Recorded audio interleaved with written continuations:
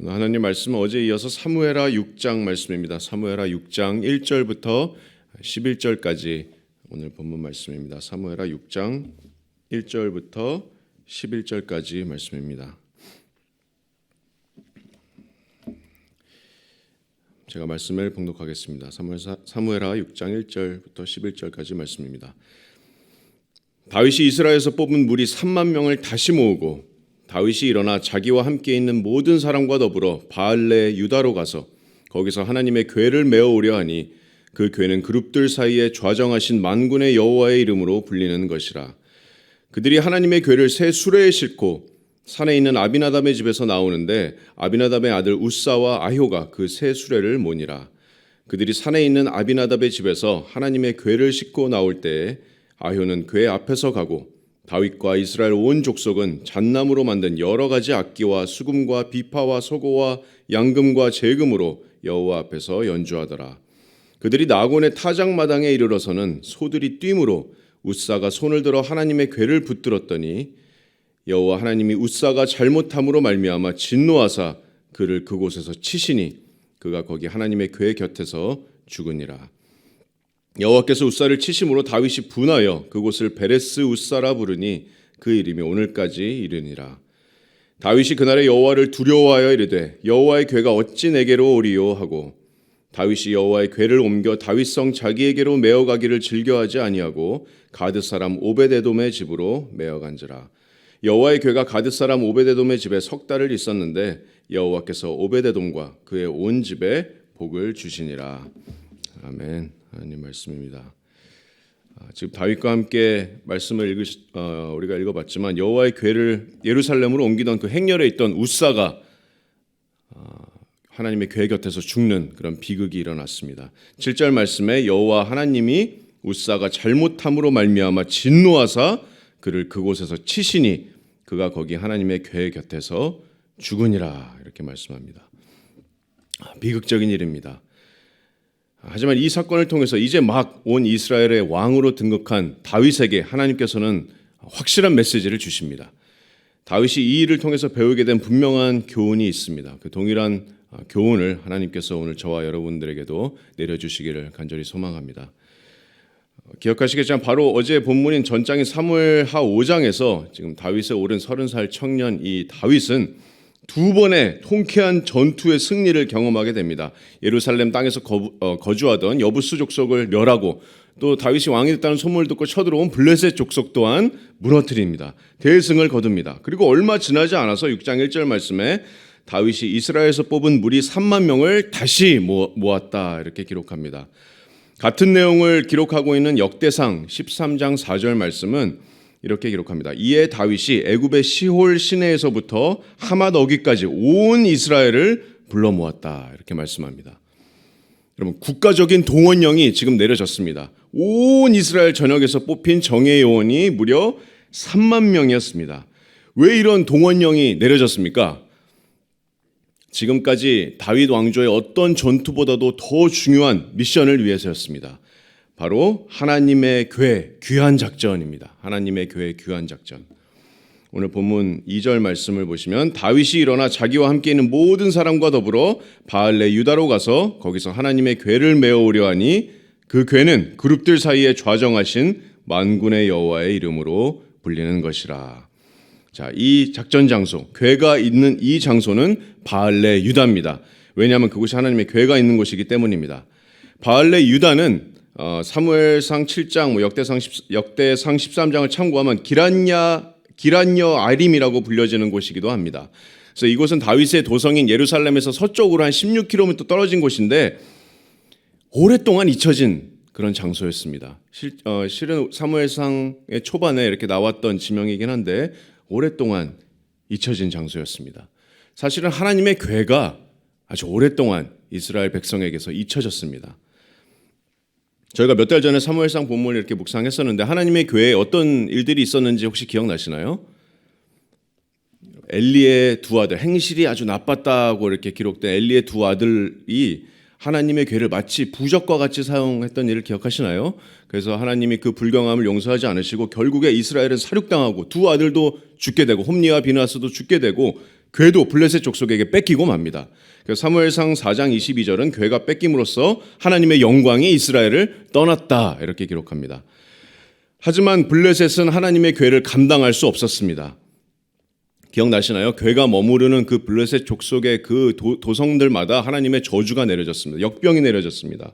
그래서 결국에 궤는 레위인의 성읍으로 이렇게 다시 돌아오게 되는데, 궤에 대한 마지막 기록은 사무엘상 7장 1절에서 2절이 마지막입니다. 제가 읽어드리면 기랏 여야림 사람들이 와서 여호와의 궤를 옮겨 산에 사는 아비나답의 집에 들여놓고 그의 아들 엘리야사를 거룩하게 구별하여 여호와의 궤를 지키게 하였더니 궤가 기랏 여야림에 들어간 날부터 20년 동안 오래 있은지라. 자, 그래서 사무엘상 7장을 이유로 하나님의 궤는 사무엘상에서 없어집니다. 20년 동안이나 잊혀집니다. 초대왕 사울도 궤를 찾지 않았습니다. 묻지 않았습니다. 이렇게 오랜 세월이 지나고 다들 궤에 대한 그런 생각들, 기억들을 잊고 있을 때 이스라엘의 왕 다윗이 오늘 본문에서 다시 하나님의 궤를 찾기 위한 그런 여정에 들어가게 됩니다. 그 궤는 2절 말씀에 그룹들 사이에 좌정하신 만군의 여호와의 이름으로 불리는 것이다. 여러분, 하나님의 궤는 이스라엘 백성에게 정말로 중요한 것입니다. 그룹들 사이에 좌정하신, 이것은 속죄소 그 위에 뚜껑인 그 순금판으로 된 두 천사가 날개를 펴고 마주보고 있는 그 형상, 이 속죄소는 하나님의 보좌, 하나님의 절대적인 권위를 상징합니다. 그룹들 사이에 좌정하신 만군의 여호와. 그래서 시편 99편 1절 말씀은 여호와께서 다스리시니 만민이 떨 것이요 여호와께서 그룹 사이에 좌정하시니 땅이 흔들릴 것이로다 이렇게 말씀합니다. 그래서 그룹들 위에 좌정하신, 그 속죄소 위에 임재하시는 하나님을 상징하는 그런 말씀입니다. 무엇보다 이 속죄소는 우리의 죄를 씻으시고 또 거룩하신 하나님 앞에서 우리가 화목하게 되는 그런 하나님의 은혜의 보좌, 바로 시은좌가 바로 이 속죄소입니다. 또한 하나님의 궤는 아시다시피 하나님의 거룩하신 그런 임재를 상징합니다. 지성소에 위치한 이 하나님의 궤는 모세 때도 그렇지만 단 한 번, 1년에 한 번 속죄일에 오직 대제사장만 적법한 절차를 따라서만 접근할 수 있었습니다. 왜 다윗이 이렇게 하나님의 궤를 다시 찾아오기 위해서 힘쓰고 있는지 여러분 이해가 가시죠?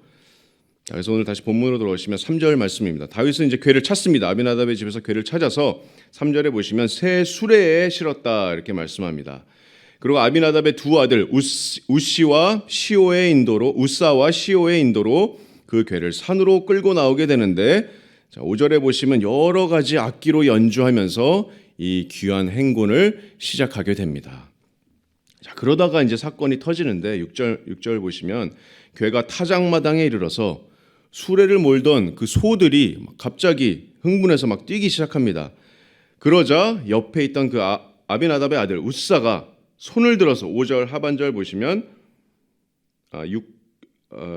6절 하반절 보시면 우사가 손을 들어 하나님의 궤를 붙들었더니, 자, 아마도 지금 수레에 흔들리는 위태로운 궤를 붙잡고 보호하기 위해서 아마 손으로 붙들었을 텐데, 그 순간에 여호와 하나님이 우사가 잘못함으로 말미암아 진노하사 그를 그곳에서 치시니 그가 거기 하나님의 궤 곁에서 죽으니라 이렇게 말씀합니다.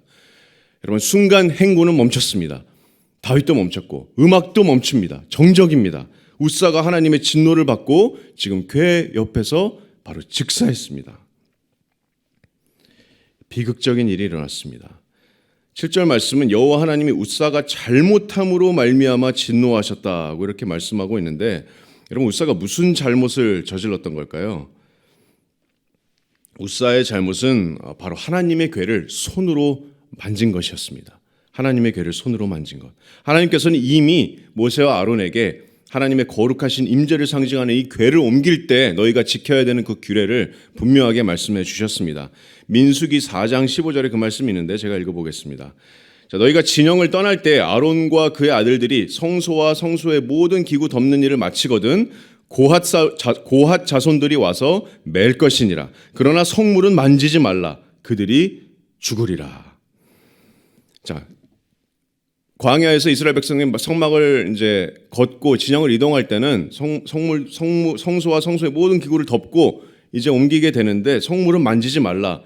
특히 이제 지성소에 있는 그 하나님의 궤는 레위 지파 중에서도 고핫 자손이 메어서 나가게 돼 있는데 그들이 만지지 말라. 왜냐하면 그들이 죽으리라. 하나님이 경고하셨습니다. 하나님이 일러주셨습니다. 미리. 이처럼 하나님의 궤를 옮기는 도중에 만지게 되면 죽음입니다. 하나님의 거룩하신 임재를 상징하는 것이기 때문에 이것이 어떤 이유에서건 궤에 손을 대서 웃사가 죽은 이유입니다.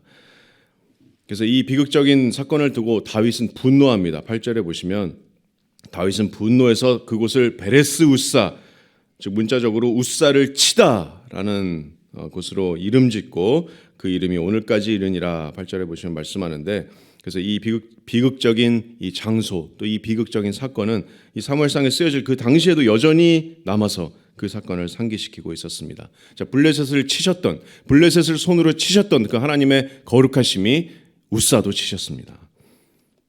그리고 9절에 다윗은 그날의 여호와를 두려워하여서 궤를 예루살렘으로 곧장 귀환시키지 못하고 근처 레위 사람의 성읍이었던 가드 사람 오베데돔의 집으로 가져가게 됩니다. 그리고 이제 내일 본문에서 결국 궤가 예루살렘으로 돌아오기까지 그곳에서 3달을 머무르게 되는데 하나님께서 그 오베데돔의 집에 축복을 내려주십니다. 이거 오늘 일어난 사건입니다. 오늘 본문에서 일어난 사건인데 9절 말씀에 다시 보시면 다윗이 그날에 여호와를 두려워했다 이렇게 말씀합니다. 다시 처음 질문으로 돌아가서 여러분, 다윗이 이날 배운 교훈이 뭐였을까요?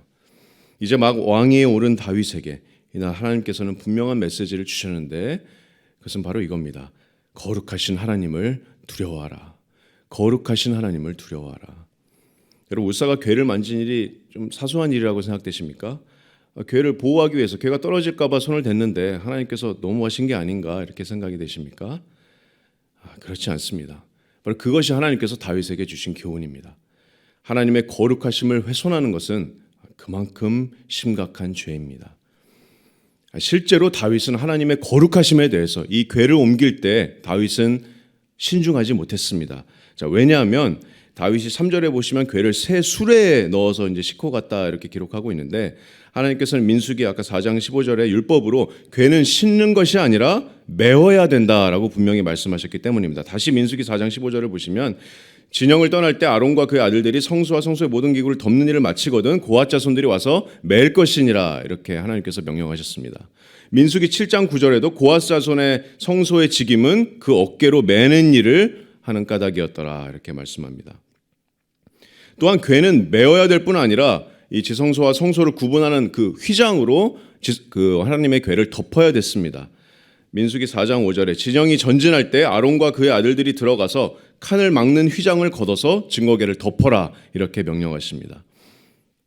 자, 하지만 다윗은 신중하지 못했습니다. 왜냐하면 블레셋 족속이 사무엘상에 보시면 블레셋 족속이 레위인의 성읍에 다시 궤를 돌려보낼 때 수레에 실어서 이렇게 넣어 보냅니다. 그래서 아마 다윗이 그게 좀 더 효율적인 방법이라고 안일하게 생각하실 수도 있습니다. 이미 오랫동안 궤는 이스라엘 백성들에게 잊혀져 있었고 그래서 궤에 대한 신중함과 하나님의 거룩하심에 나아가는 그 신중함을 가볍게 생각했을지도 모릅니다.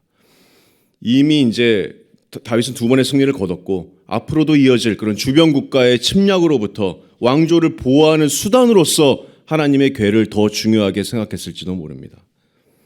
그러나 하나님은 다윗에게 이 일을 통해서 말씀하십니다. 나의 거룩함을 두려워하라. 하나님의 거룩하심을 두려워하라. 웃사든 다윗이든 모든 죄인의 손은 거룩하신 하나님 앞에 더러운 것입니다. 죄로 얼룩진 인간의 손은 하나님의 그런 거룩하심에 가까이 할 수 없습니다. 하나님이 너무하다가 우리가 되묻기 전에 거룩하신 하나님 앞에 그 하나님의 진노 앞에 소멸될 수밖에 없는 우리의 그 더러운 죄성을 우리가 먼저 생각해야 됩니다. 다윗은 그날의 말씀처럼 여호와를 두려워했습니다. 여호와를 두려워했습니다. 그래서 8절에 다윗이 분노했다고 이렇게 기록하고 있는데 다윗의 분노는 어쩌면 웃사를 향한 분노였을지도 모르겠지만 하나님의 거룩하심을 간과했던 자신을 향한 분노였을 수도 있겠습니다. 하지만 이 교훈은 확실하게 다윗의 심령에 새겨졌습니다. 왜냐하면 이제 내일 본문에서 예루살렘으로 진짜 궤가 드디어 돌아오게 되는데 하나님의 법궤가 이 오베데돔의 집에서 나올 때는 이제 오늘과는 좀 다릅니다. 이제는 궤를 수레에 담지 않습니다. 12절 하반절에 보시면 다윗이 가서 하나님의 궤를 기쁨으로 메었다 이렇게 말씀합니다. 13절에 보시면 제사도 드립니다. 또 14절을 보시면 다윗은 제사장이 입던 배 에봇도 입고 있었습니다. 하나님의 궤 앞에, 하나님의 거룩하심 앞에 마음과 또 자세와 태도를 고쳐먹은 다윗의 신중함이고 다윗의 경외함입니다. 사랑하는 성도 여러분, 하나님께서 주신 이 교훈이, 다윗에게 주신 이 교훈이 저와 여러분에게도 또 우리의 심령에도 깊이 새겨지길 원합니다. 하나님의 거룩하심을 두려워하라. 하나님의 자녀된 저희는 하나님과 친밀한 관계로 우리가 아바 아버지라고 부르면서 하나님께 나아가는 그런 은혜를 입었지만, 우리가 가끔은 너무 하나님을 친밀하게 생각한 나머지 하나님의 거룩하심을 간과하는 그런 죄를 범할 수 있습니다. 어떻습니까? 하나님께 우리가 너무 경우 없이 예배로 나아가거나 온라인 예배를 드릴 때 너무 이렇게 예의 없이 하나님께 나아가거나, 혹은 기도 생활에서도 내 기도를 하나님이 무조건 들어줘야 된다고 내가 생각하거나, 나의 뜻을 이루기 위해서 하나님을 어떤 수단으로 생각하는, 하나님의 거룩하심을 업신여기거나 가볍게 여기는 어떤 우리의 삶의 모습이 있는지 한번 돌아봐야 될 것 같습니다. 하나님께서는 우리의 기도에 응답할 아무런 의무가 없으십니다. 하나님께 예배로 우리가 경배하고 예배할 의무는 우리에게 있습니다. 하나님께 있는 것이 아닙니다. 하나님께서는 우리의 뜻을 이루어주기 위해서 존재하지 않으십니다. 우리가 하나님의 뜻을 이루기 위해서 존재합니다. 하나님께서는 죄인인 우리를 용서하실 필요조차도 없습니다. 용서하실 아무런 의무가 없으십니다. 하나님께 합당한 것은 모든 범죄한 죄인이 완전히 소멸하는 겁니다. 거룩하신 하나님 앞에 우리의 모든 죄인이 하나님 앞에 완전히 전멸하는 것, 이것이 하나님께 공의입니다. 이것이 하나님께 합당한 것입니다. 그래서 우리가 원하는 것은 하나님의 공의가 아니라 바로 하나님의 자비입니다. 하나님의 긍휼함. 하나님께서는 자비하셔서 주권적으로 우리에게 사랑을 베푸셔서 우리가 받을 그 공의의 진노를 누구에게 대신 부으셨습니까? 바로 예수님께 십자가 위에서 대신 부으셨습니다. 우리 안에는 선한 것이 전혀 없지만 예수님의 모든 선하심이 우리가 주님을 믿는 그 믿음을 통하여서 우리에게 덧입혀졌습니다. 그래서 하나님의 은혜가 정말 은혜이고, 하나님의 은혜가 정말 우리에게 주시는 하나님의 선물인 이유입니다. 이 거룩하신 하나님 앞에 다시 한번 우리의 마음을 살피고 또 우리의 태도를 점검하는 그런 시간이 되었으면 좋겠습니다. 여러분, 하나님은 사랑이시지만 동시에 하나님은 거룩하신 분입니다. 하나님은 우리에게 자비하심 또 긍휼하신 하나님이시지만 동시에 심판하시고 진노하시는 하나님이십니다. 우리가 하나님을 경외하는 것이 지혜의 근본이라고 했는데, 하나님을 경외하는 것은 하나님을 올바른 하나님으로 이해하고 우리가 받아들이는 것입니다. 성경에 있는 모든 하나님의 속성을 우리가 올바르게 이해하는 것입니다. 그것이 지혜의 근본인 줄로 믿습니다. 시편 2장 9절 말씀으로 말씀을 맺겠습니다. 시편 2장 9절 말씀은 이렇게 말씀합니다. 여호와를 경외함으로 섬기고 떨며 즐거워할지어다. 떨며 즐거워할지어다. 이렇게 말씀합니다. 여러분, 어떻게 하나님 앞에서 우리가 떨면서 동시에 즐거워할 수 있을까요? 떨며 즐거워할지어다. 우리가 성경에 게시된 모든 하나님의 성품을 우리가 올바로 이해하고 모든 지혜의 근본인 하나님 앞에 두려워함으로 경외함으로 나아갈 때 우리의 구원자이신 주님께서 하나님과 동행하는, 또 그 거룩하신 하나님과 교제하는, 삼위 하나님과 거룩하신 삼위 하나님과 교제하는 그 참 즐거움을 우리에게 내려줄 것이기 때문입니다. 그 역사가 우리들의 삶에 나타나기를 원합니다.